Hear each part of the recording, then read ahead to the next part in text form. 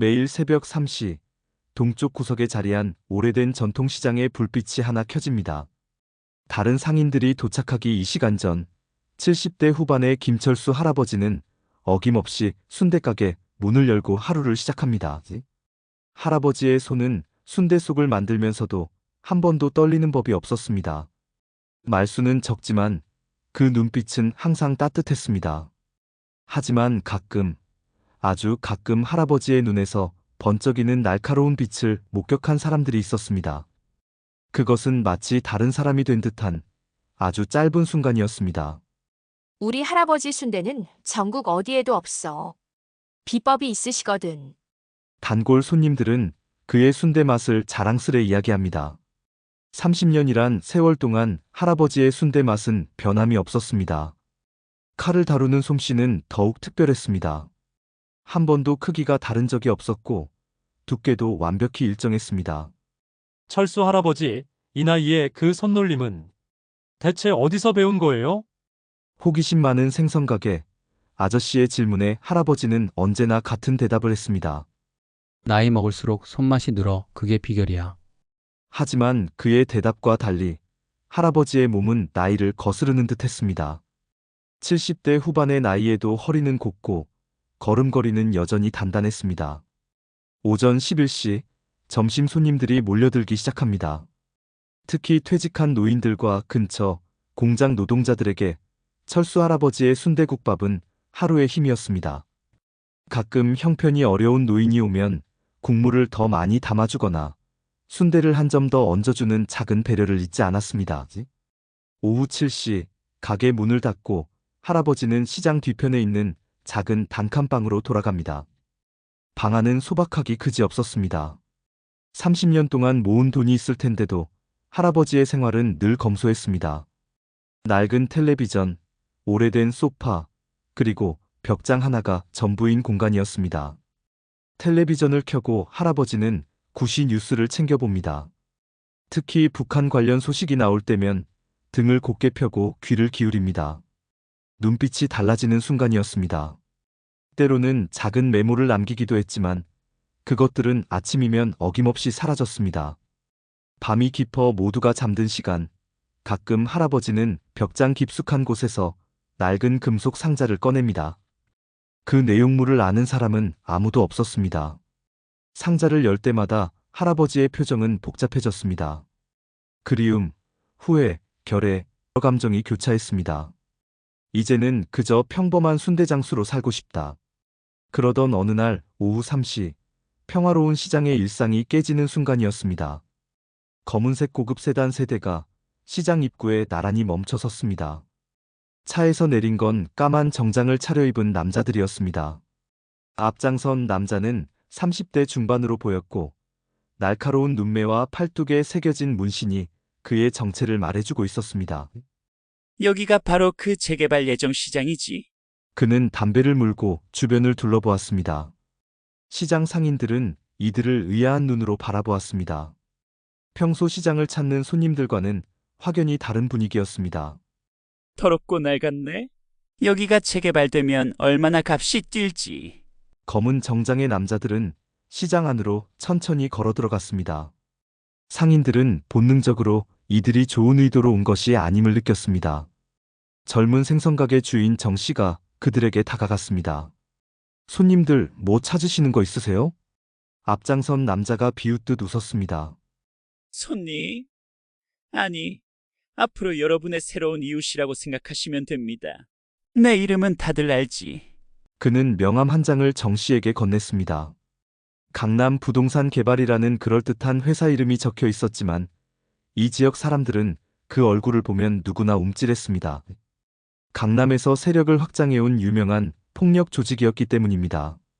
여러분, 잠시 주목해 주시죠. 민철은 큰 소리로 외쳤고 시장 안 상인들이 모두 그를 바라보았습니다. 시장 중앙에 선 그는 마치 공연을 시작하는 사회자처럼 두 팔을 벌렸습니다. 이 시장이 곧 재개발된다는 건 다들 아실 겁니다. 하지만 재개발 전까지 여러분 가게가 안전하게 운영되길 바라시죠? 요즘 이런 오래된 시장엔 사고가 많습니다. 화재라든가 도둑이라든가. 상인들의 표정이 굳어졌습니다. 민철과 그의 부하들은 천천히 시장을 돌아다니며 가게들을 살펴보기 시작했습니다. 한 채소 가게 앞에서 멈춰선 그는 진열된 배추를 손으로 툭툭 쳤습니다. 매주 가게당 보호비 50만 원씩만 내시면 저희가 여러분의 안전을 책임지겠습니다. 내일부터 수금하러 오겠습니다. 거절하시는 분들은 글쎄요, 스스로 안전을 책임져야겠죠. 시장 상인회장인 박 씨가 앞으로 나섰습니다. 60대 중반의 그는 떨리는 목소리로 말했습니다. 이봐요, 젊은이. 우리는 법대로 장사하는 사람들이요. 경찰에 신고하겠소. 민철은 박 회장의 말에 크게 웃음을 터뜨렸습니다. 그리고 갑자기 웃음을 멈추고 박 회장의 가게로 걸어갔습니다. 그는 진열대에 있던 도자기 그릇 하나를 집어 바닥에 떨어뜨렸습니다. 요란한 소리와 함께 그릇이 산산조각 났습니다. 신고하세요, 회장님. 경찰이 24시간 여기 지켜줄 수 있나요? 아니면 CCTV가 여러분 가게를 지켜줄까요? 근데 CCTV는 고장날 수도 있겠네요. 민철의 위협에 시장은 순식간에 침묵에 빠졌습니다. 그는 만족스러운 표정으로 주변을 둘러보았습니다. 그때 한 상인이 용기를 내어 말했습니다. 우리 시장엔 CCTV가 많아요. 당신들 행동이 다 찍혔을 거예요. 민철은 어깨를 으쓱했습니다. 그래요. 한번 확인해 보세요. 그 말과 함께 민철의 부하 중 한 명이 휴대폰을 꺼내 무언가를 조작했습니다. 놀랍게도 시장 곳곳에 설치된 CCTV들이 하나둘씩 아래를 향해 고개를 숙이거나 반대 방향으로 돌아가기 시작했습니다. 우린 준비가 되어 있습니다. 여러분, 이건 거절할 수 없는 제안이에요. 이 광경을 지켜보던 김철수 할아버지는 묵묵히 순대를 썰고 있었습니다. 그의 눈빛이 잠시 날카롭게 빛났지만 아무도 그것을 알아채지 못했습니다. 민철은 시장을 한 바퀴 돌고 나서 자신의 부하들과 함께 차에 올랐습니다. 차가 떠난 후 시장 상인들은 급히 모여 대책회의를 열었습니다. 경찰에 신고해야 해요. 소용없어. 지난달에도 옆 시장에서 비슷한 일이 있었는데 경찰이 와봤자 증거가 없다고 돌아갔대. 그럼 어쩌자고? 50만 원씩이라니 우리가 어떻게 그걸 감당해? 시장 상인회장 박 씨는 한숨을 쉬었습니다. 일단 경찰에 신고는 할게요. 하지만 모두들 조심하세요. 저들은 장난이 아니에요. 다음 날 아침 몇몇 상인들이 가게를 열어보니 유리창이 깨져 있거나 물건들이 망가져 있었습니다. 밤사이 누군가 시장을 돌며 경고의 메시지를 남긴 것이었습니다. 경찰이 출동했지만 CCTV가 모두 고장났다는 이유로 범인을 특정하지 못했습니다. 증거가 없으면 저희도 어쩔 수 없습니다. 당분간 순찰을 강화하겠지만 경찰의 말에 상인들은 절망했습니다. 그날 오후 민철과 그의 부하들이 다시 시장에 나타났을 때 상인들은 저항할 힘을 잃은 듯했습니다. 어떻게 하실 건가요? 보비를 내실 건가요? 아니면 상인들은 고개를 숙인 채 지갑을 열기 시작했습니다. 그때 한 목소리가 시장 중앙에서 울려 퍼졌습니다. 나는 안 낼 건데. 모두의 시선이 그쪽으로 향했습니다. 철수 할아버지가 앞치마를 매만지며 서 있었습니다. 뭐라고요? 할아버지? 다시 한번 말씀해 보세요. 민철이 위협적으로 할아버지에게 다가갔습니다. 할아버지는 담담한 표정으로 말했습니다. 나는 30년간 이 자리에서 장사했네. 누구한테도 돈 바치면서 한 적 없어. 앞으로도 그럴 생각 없네. 시장은 숨죽인 긴장감으로 가득 찼습니다. 민철의 부하들이 할아버지를 둘러싸기 시작했고 상인들은 공포에 질린 채 이 광경을 지켜보았습니다. 아무도 이 평범해 보이는 순대장수 할아버지가 과거 어떤 사람이었는지 알지 못했습니다. 하지만 이제 그 비밀은 곧 드러날 참이었습니다. 시장이 한창 붐비는 시간.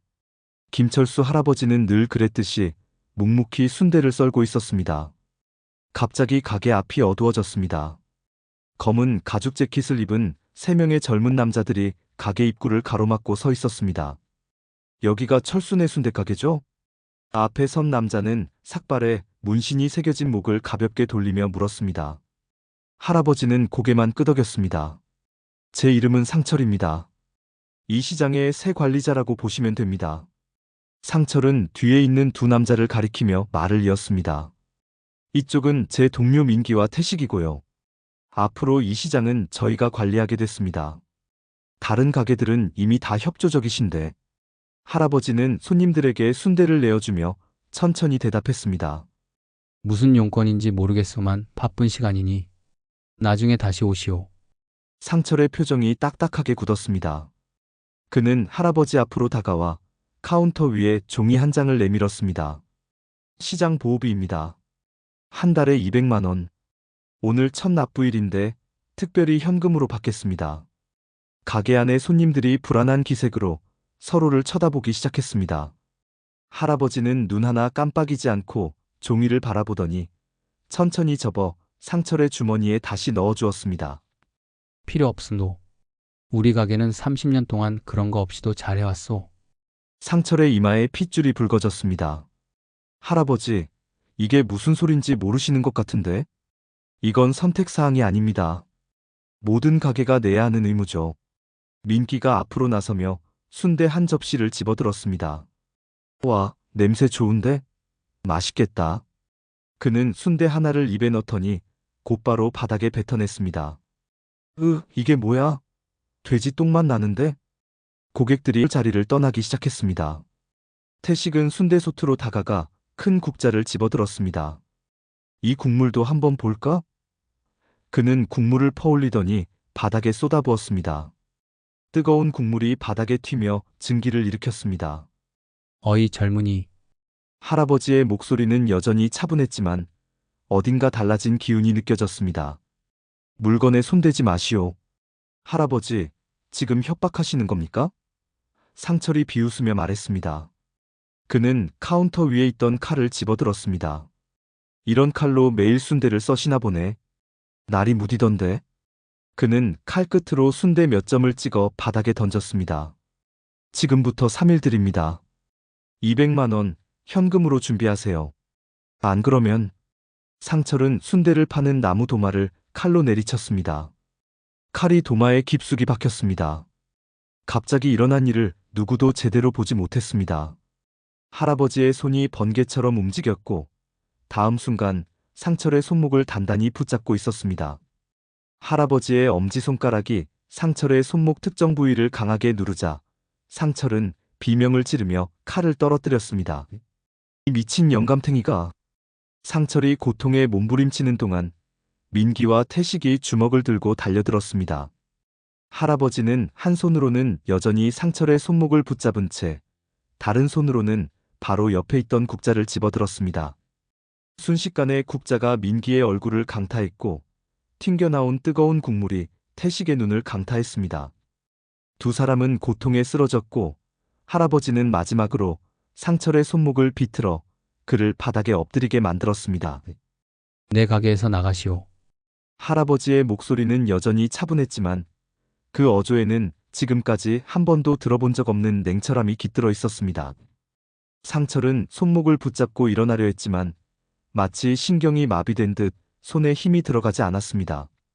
당신, 대체 뭐야? 그의 눈에는 공포가 서려 있었습니다. 할아버지는 대답 대신 쓰러진 세 사람을 바라보았습니다. 다음에 올 때는 손님으로 오시오. 손님이 아니라면 더 불쾌한 일이 있을 수 있소. 민기와 태식이 상철을 부축해 가게를 빠져나갔습니다. 그들이 나가는 모습을 지켜보던 할아버지는 한숨을 쉬더니 바닥에 흘린 국물을 닦기 시작했습니다. 가게 구석에서 이 모든 광경을 지켜보던 청년 하나가 있었습니다. 옆 가게에서 야채를 파는 20대 후반의 민수였습니다. 그는 놀란 눈으로 할아버지를 바라보았습니다. 할아버지, 대체 어떻게? 그의 목소리에는 경외감이 묻어났습니다. 할아버지는 빙그레 웃으며 대답했습니다. 나이 먹으면 손목 힘이 좋아지는 법이지. 어서 가서 장사나 해. 민수는 머뭇거리다 일어섰습니다. 하지만 그가 본 것은 단순한 손목 힘이 아니었습니다. 그것은 분명 수십 년간 단련된 특수한 기술이었습니다. 할아버지가 국자를 휘두르는 순간 그의 손놀림은 마치 무기를 다루는 전문가의 그것과 같았습니다. 저기, 혹시 할아버지 예전에 민수가 조심스럽게 물었습니다. 그저 운이 좋았을 뿐이야. 별거 아니니 다들 잊어버리시오. 할아버지는 단호하게 말을 끊었습니다. 민수는 고개를 끄덕이며 가게를 나섰지만 그의 머릿속에는 의문이 가득했습니다. 평범한 순대장수 노인이 어떻게 3명의 건장한 건달들을 순식간에 제압할 수 있었을까? 그리고 그 차분함은 또 어떻게 설명할 수 있을까? 할아버지는 가게를 정리하며 자신의 오른손을 바라보았습니다. 30년 만에 다시 써본 기술이었습니다. 그는 깊은 한숨을 내쉬었습니다. 오랫동안 묻어두었던 과거가 다시 그를 찾아오기 시작했습니다. 이봐, 돈 준비는 됐나? 오늘이 마지막 기한이야. 채소 가게를 운영하는 박 여사는 덩치 큰 건달 앞에서 떨고 있었습니다. 남편이 입원한 이후 가게를 혼자 지키던 그녀는 보호비를 마련하지 못했습니다. 조금만 더 시간을 주세요.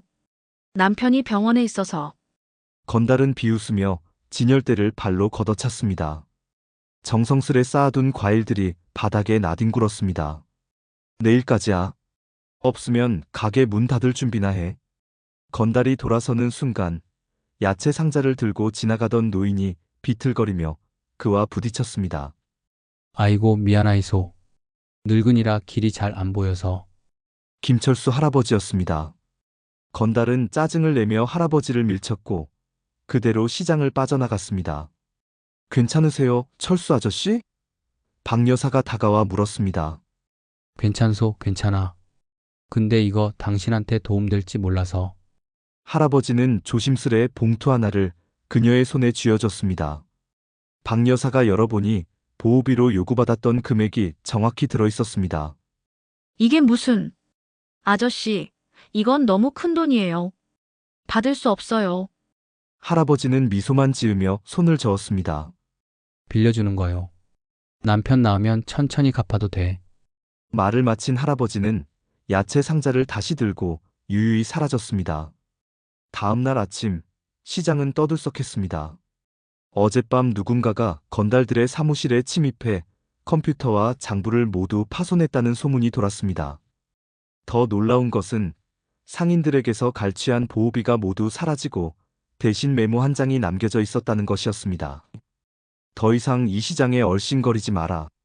경찰이 출동했지만 사무실 내부의 CCTV는 모두 고장난 상태였고 건물 외부 CCTV에도 아무런 수상한 점이 발견되지 않았습니다. 어떻게 된 거지? 경비원도 없었고 도어락도 파손된 흔적이 없었어. 건달들의 우두머리 격인 상철이 분노했습니다. 마치 귀신이 들어간 것 같다니까. 이틀 후 건어물 가게 최 씨가 건달들에게 폭행당하는 사건이 발생했습니다. 보호비를 내지 않겠다고 선언한 그는 시장 뒤편 골목에서 3명의 건달에게 둘러싸였습니다. 본때를 보여줘야겠어. 다른 상인들도 보라고. 첫 번째 주먹이 날아오기 직전 갑자기 주변이 어두워졌습니다. 골목의 전등이 모두 꺼진 것입니다. 암흑 속에서 빠른 발소리와 몸싸움 소리, 그리고 신음소리가 들렸습니다. 불과 30초도 지나지 않아 전등이 다시 켜졌을 때 3명의 건달은 모두 바닥에 쓰러져 있었고 최 씨 앞에는 김철수 할아버지가 서 있었습니다. 철수 씨, 어떻게? 할아버지는 손가락을 입에 가져다 대며 쉬소리를 냈습니다. 그리고 최 씨의 어깨를 토닥이며 말했습니다. 우연히 지나가다 보니 시끄러워서 와봤소. 어서 집에 가시게. 난 아무것도 못 봤고 당신도 아무것도 못 봤소. 할아버지는 그대로 사라졌고 얼마 후 정신을 차린 건달들은 자신들이 누구에게 당했는지 기억하지 못했습니다. 다만 마치 귀신처럼 나타났다 사라진 노인이라는 막연한 기억만이 남았습니다. 또 당했어. 이번엔 우리 창고가 털렸어. 건달 조직의 간부 민철이 사무실로 뛰어들어왔습니다. 지난 일주일간 그들의 세력은 급격히 약화되고 있었습니다. 상인들에게서 모은 돈이 사라지고 협박용 증거물들이 파손되고 조직원들은 하나둘 부상을 입었습니다.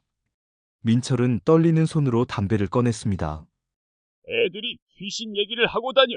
시장에 수호령이라나 뭐라나. 미신 같은 소리 하지 마. 사람이야, 분명히. 그러나 그들의 눈에는 불안감이 역력했습니다. 시장 주변에 더 많은 감시 카메라를 설치했지만 이상하게도 이 정체불명의 인물은 한 번도 카메라의 모습을 드러내지 않았습니다. 시장 한켠 평소와 다름없이 순대를 팔던 김철수 할아버지는 자신을 주시하는 시선을 느꼈습니다. 건달들이 보낸 감시자였습니다. 할아버지는 미소를 지으며 그에게 순대 한 접시를 건넸습니다. 젊은이 배고프면 먹고 가게. 나 같은 평범한 노인 지켜봐야 재미없을 텐데. 감시자는 어색하게 웃으며 순대를 받았습니다. 그는 할아버지의 손을 유심히 살폈습니다. 노인의 나이에 비해 단단하고 힘있는 손, 그리고 칼을 다루는 익숙한 손놀림이 평범해 보이지 않았습니다. 그날 밤 시장 주변을 감시하던 건달들 사이에서 소문이 퍼졌습니다.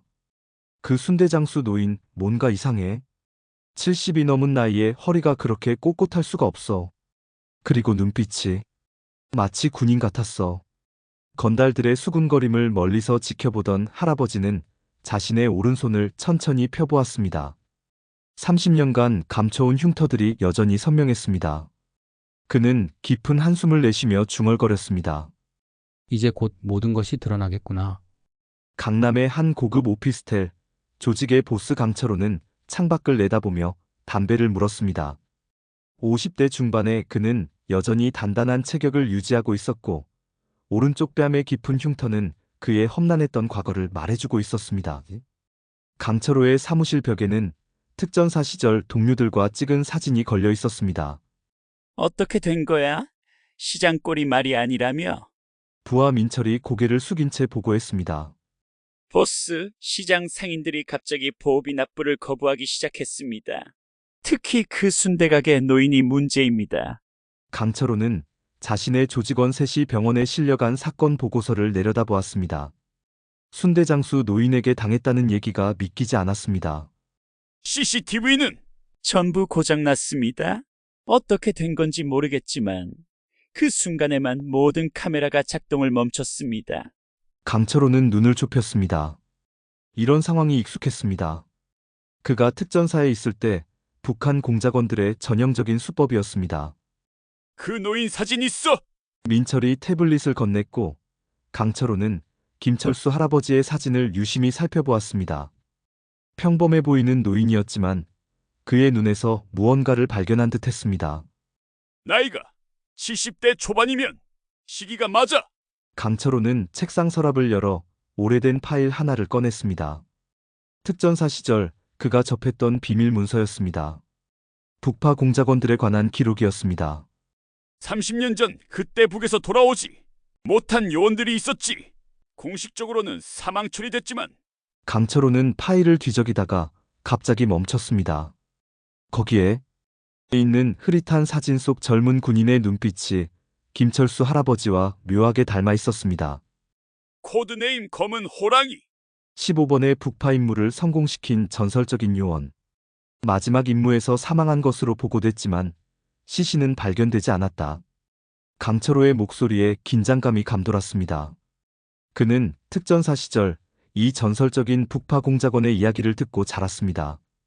만약 그 노인이 정말로 검은 호랑이라면 자신의 조직이 큰 위험에 처한 것이었습니다. 민철아, 당장 그 노인의 과거를 전부 파헤쳐. 30년 전으로 거슬러 올라가. 친구, 가족, 군 기록, 모든 것을. 민철이 고개를 끄덕였습니다.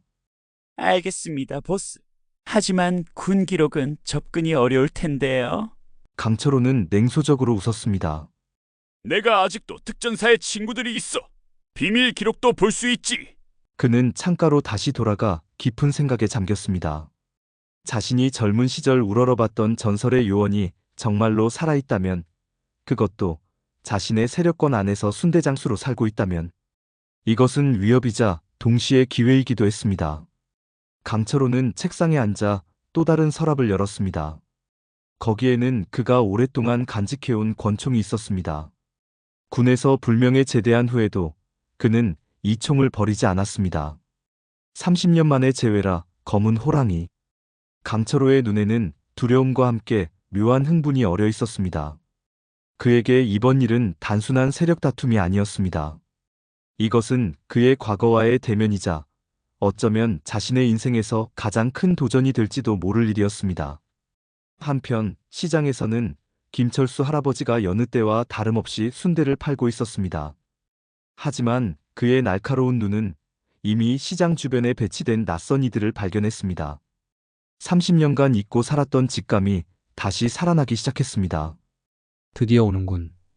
할아버지는 순대칼을 손에 쥐며 작게 중얼거렸습니다. 그의 눈빛이 순간 날카롭게 변했다가 다시 순한 노인의 모습으로 돌아왔습니다. 그날 밤 김철수 할아버지는 시장을 떠나 집으로 돌아왔습니다. 평소보다 일찍 가게 문을 닫은 그는 집 주변을 조심스럽게 살폈습니다. 분명히 누군가 자신을 감시하고 있다는 것을 직감했습니다. 30년 만이군.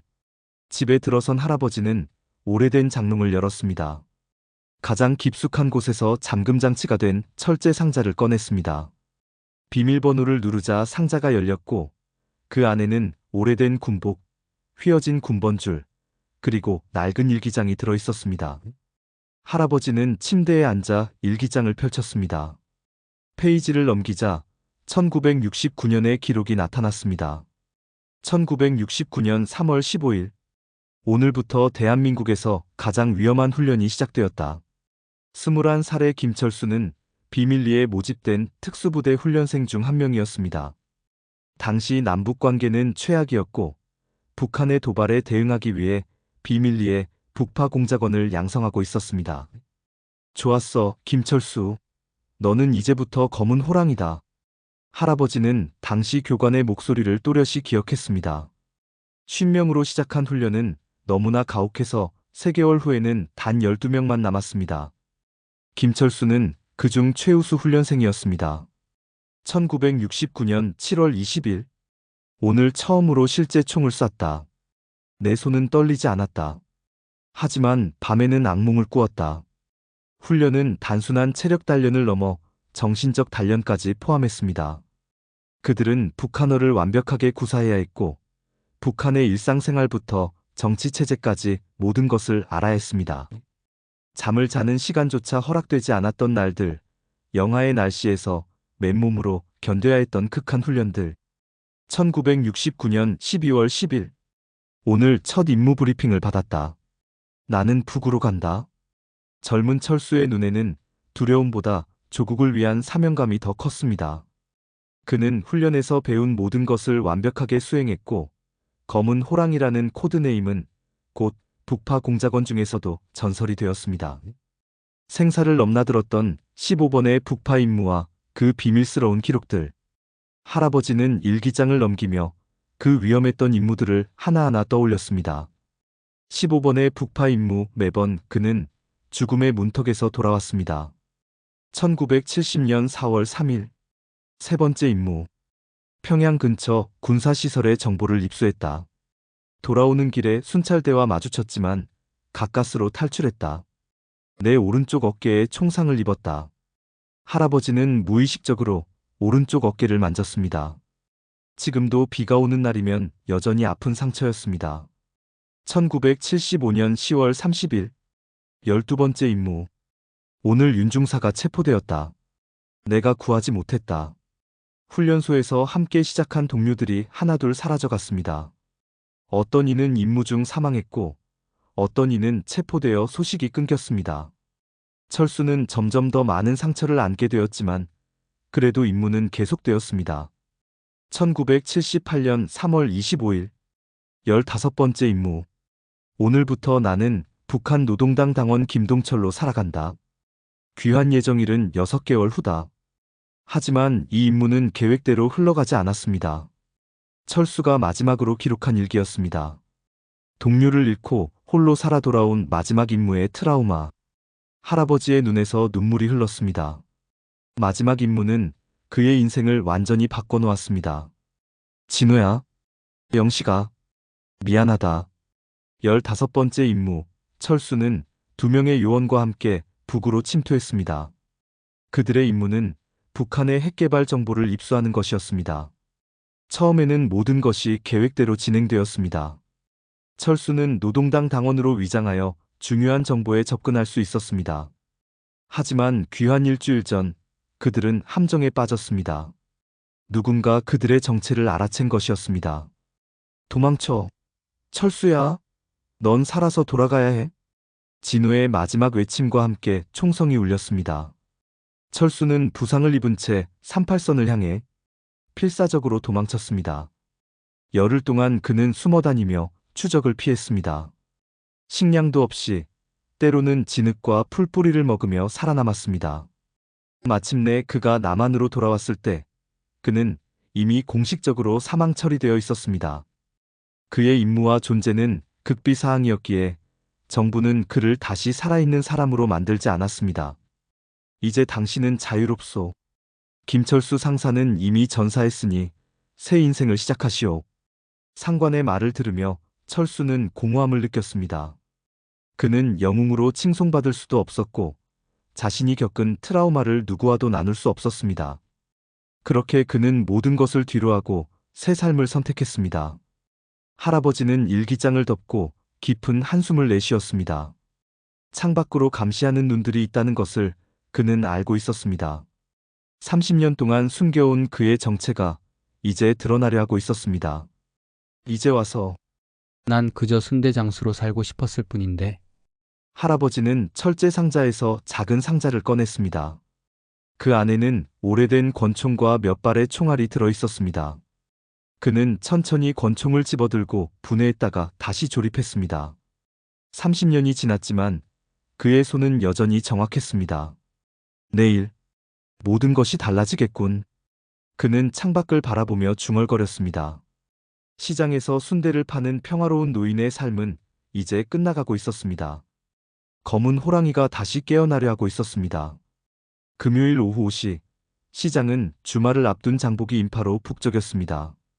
김철수 할아버지는 순대 국물을 저으며 어느 때보다 긴장된 표정으로 시장 입구를 주시하고 있었습니다.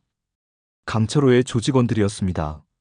철수 아저씨, 오늘은 왜? 이렇게 안색이 안 좋으세요? 옆 가게 젊은 상인 미영 씨가 물었습니다. 아니, 괜찮아.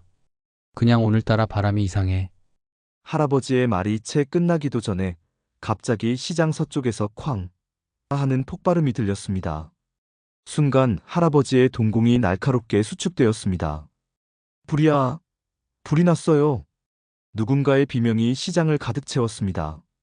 사람들이 혼란에 빠져 아비규환이 되는 순간 할아버지는 즉시 가게 밑에 숨겨둔 검은 가방을 꺼냈습니다.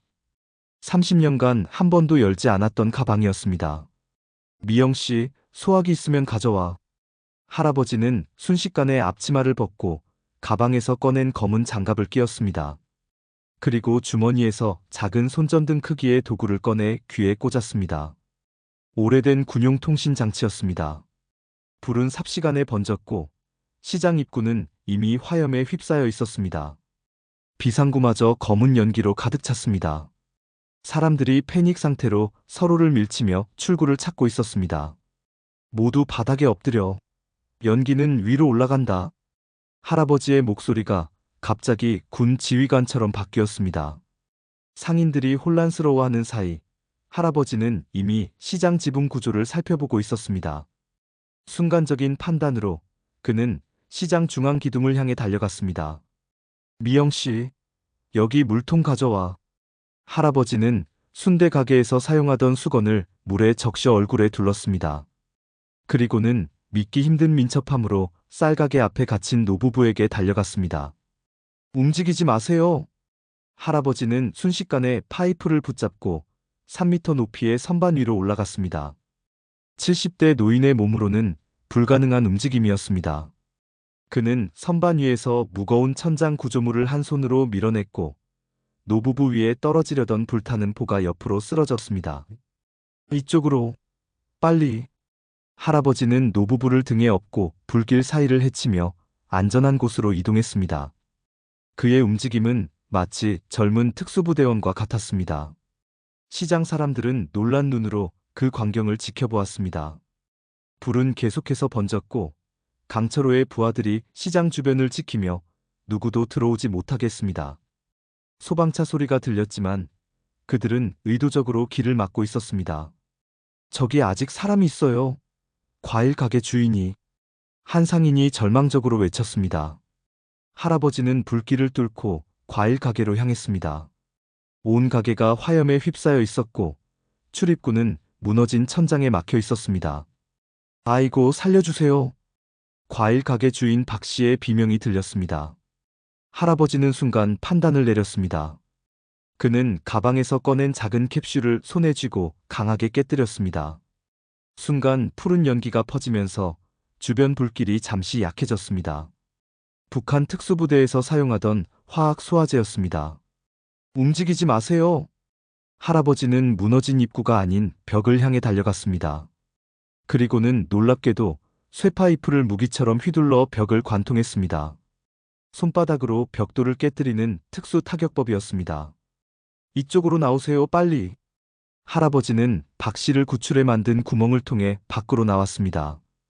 주변 사람들은 믿을 수 없다는 표정으로 그 광경을 지켜보았습니다. 하지만 위기는 끝나지 않았습니다. 갑자기 시장 중앙 기둥이 무너지기 시작했고 아직 10여 명의 사람들이 안에 갇혀 있었습니다. 모두 이쪽으로 모이세요. 할아버지는 상인들을 시장 한쪽으로 모았습니다.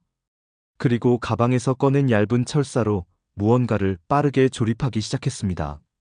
순식간에 그의 손에는 간이 지지대가 완성되었습니다. 버티세요.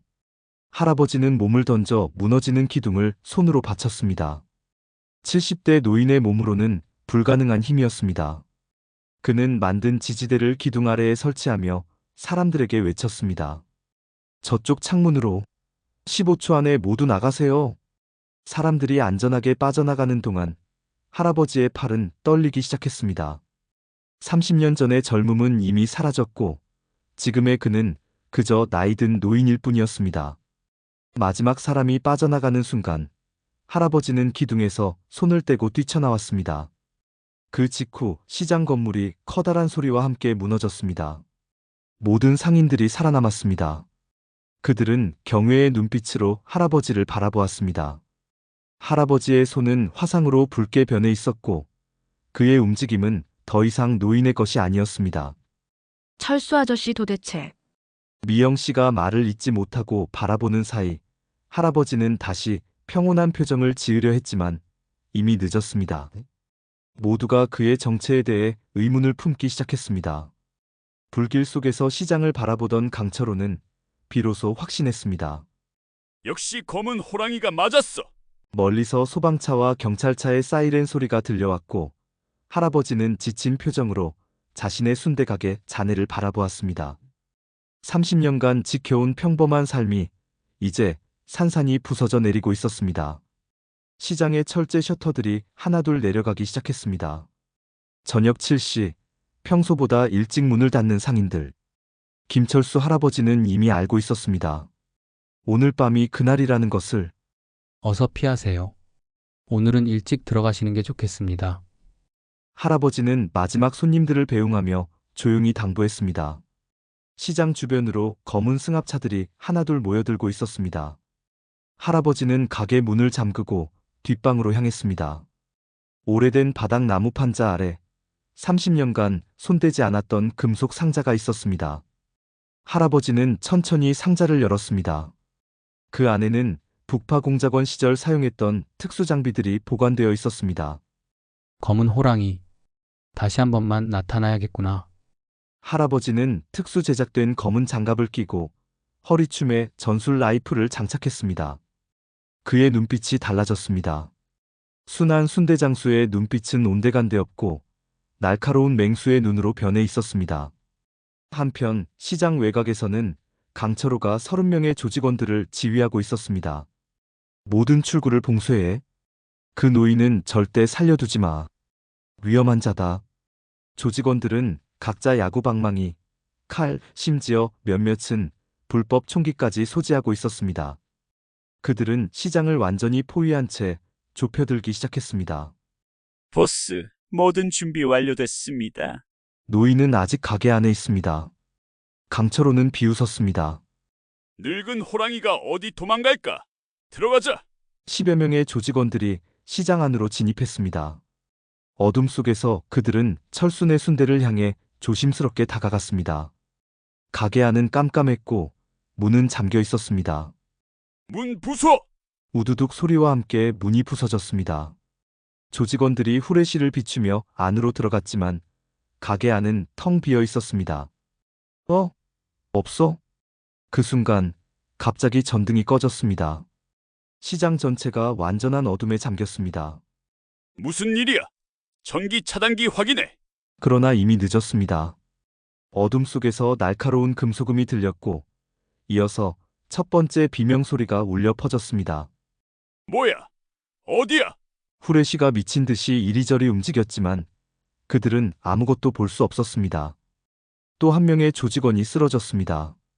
마치 그림자처럼 움직이는 무언가가 그들을 하나씩 쓰러뜨리고 있었습니다. 무전기 안 터져. 통신 방해받고 있어. 공포에 질린 조직원들이 무작정 총을 쏘기 시작했습니다. 그러나 그들의 총알은 오직 허공만 관통할 뿐이었습니다. 바보들, 정신 차려. 그냥 노인 하나라고. 강철호가 소리쳤지만 그때 등 뒤에서 차분한 목소리가 들렸습니다. 노인 하나지만 푹파 공작원 출신 노인이지. 강철호가 놀라 돌아보는 순간 김철수 할아버지의 손이 그의 목을 정확히 찌르는 특수 포인트를 건드렸습니다. 강철호는 소리도 지르지 못한 채 그대로 쓰러졌습니다. 완전히 기절한 것은 아니었지만 몸을 움직일 수 없었습니다. 할아버지는 무표정한 얼굴로 강철호를 내려다보았습니다. 시장 안에서는 공포에 질린 비명소리와 함께 조직원들이 하나둘 제압당하고 있었습니다. 할아버지는 30년 전 북한에서 배운 특수전술을 완벽하게 활용했습니다. 어둠 속에서 더 잘 보는 특수훈련, 소리 없이 적을 제압하는 기술, 전기장치를 무력화하는 노하우까지. 10명이 넘는 조직원들이 5분도 채 되지 않아 모두 쓰러졌습니다. 할아버지는 옥상으로 올라가 시장 외곽에 대기 중인 나머지 조직원들을 확인했습니다. 그들은 아직 안에서 무슨 일이 벌어지고 있는지 모르고 있었습니다. 죽이진 않겠다. 하지만 평생 잊지 못할 교훈은 주겠어. 할아버지는 30년간 사용하지 않았던 특수 섬광탄을 꺼냈습니다. 그는 정확한 위치를 계산한 후 시장 외곽 3곳에 섬광탄을 던졌습니다. 강렬한 빛과 굉음이 시장 주변을 뒤덮었고 조직원들은 혼란에 빠졌습니다. 공격받았다. 경찰이다. 패닉에 빠진 조직원들이 서로 부딪히며 도망치기 시작했습니다. 그 혼란 속에서 할아버지는 마치 유령처럼 움직이며 조직원들을 하나씩 제압했습니다. 한 명은 옷깃을 잡혀 공중으로 던져졌고 또 다른 한 명은 순식간에 팔이 꺾였습니다. 뭐야 저건? 사람이 아니야. 할아버지의 움직임은 70세 노인의 것이라고는 믿기 힘들었습니다. 마치 젊은 시절로 돌아간 듯한 날렵함과 정확성이 그의 모든 동작에 담겨 있었습니다. 불과 20분 만에 강철호의 30명 조직원 전원이 제압되었습니다. 할아버지는 강철호를 시장 중앙으로 끌고 와 의자에 묶었습니다. 그리고 조직원들도 모두 한 곳에 모아놓았습니다. 당신 도대체 뭐야? 공포에 질린 강철호가 물었습니다. 할아버지는 천천히 강철호에게 다가가 귓가에 속삭였습니다.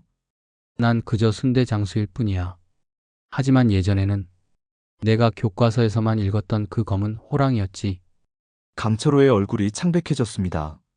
내가 30년간 평화롭게 살게 해줬다면 너도 평생 편히 살 수 있었을 텐데. 할아버지는 주머니에서 오래된 군용 전화기를 꺼냈습니다. 그리고 한 번도 사용한 적 없는 비상번호를 눌렀습니다. 안녕하세요. 국가정보원 특수작전팀입니까? 코드네임 검은 호랑이입니다. 조직폭력배들을 제압했습니다. 수거해 가세요. 할아버지는 전화를 끊고 강철호를 내려다보았습니다. 군대에서 배운 게 많지? 그럼 이것도 알겠군. 푹파 공작원은 절대 은퇴하지 않아. 단지 잠시 쉬고 있을 뿐이지. 강철호와 그의 부하들은 곧 도착한 국정원 요원들에게 인계되었습니다. 시장은 다시 조용해졌고 할아버지는 모든 특수장비를 다시 상자에 넣어 바닥 밑에 숨겼습니다. 다음 날 아침 철순의 순대는 평소와 같이 문을 열었습니다. 할아버지는 여느 때와 다름없이 순대를 만들고 있었습니다. 단지 그의 손에 작은 상처 하나가 추가되었을 뿐이었습니다.